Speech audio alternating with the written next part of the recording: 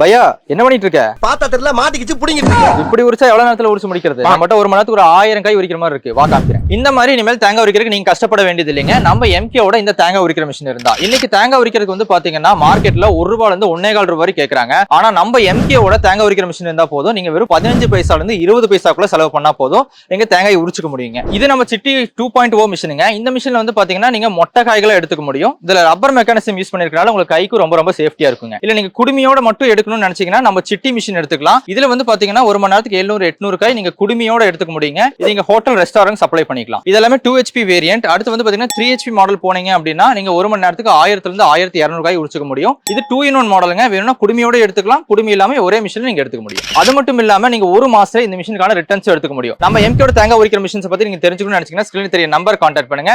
நம்ம TSK machines இப்ப EMI ஆப்ஷன்ஸ்லயே போயிட்டு இருக்கு.